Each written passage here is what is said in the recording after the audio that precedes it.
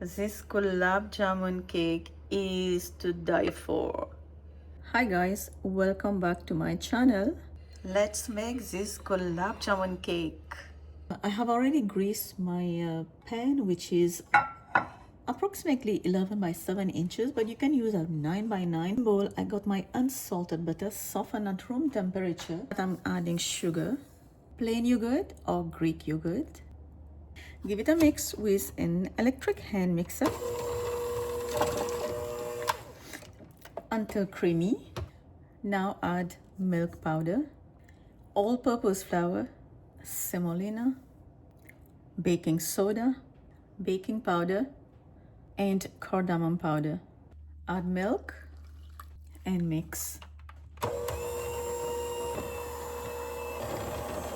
And that's it. Just mix until combined. Do not overmix. Now take this spatula, just run it around.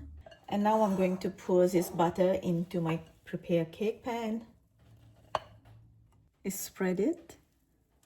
And we are going to bake this in a preheated oven of 350 degrees Fahrenheit.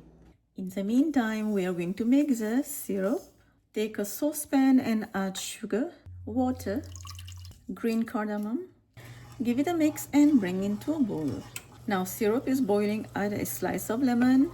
Turn the heat off and remove the syrup from the heat. My cake was in the oven for 25 minutes. Now you can see how the top is golden brown, and just use a fork to just make some hole, poke it a little bit before we add the syrup. We are going to add the syrup as the cake is hot. As soon as the cake comes out from the oven, you are going to smell that Gulaab Jamun flavor in your whole kitchen. It is just not deep fry, so perfect way to eat Gulaab Jamun.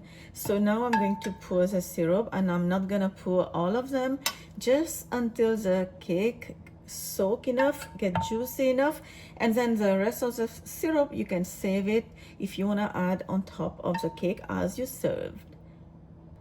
I'm gonna sprinkle some chopped pistachio for garnishing. You can use coconut, you can use almond. I feel like this is the best cake I have ever made. This Gulaab Jamun cake is too good. This Gulaab Jamun cake is absolutely delicious. You can find the full recipe on my website lailascuisine.com in English and French, or you can check description box.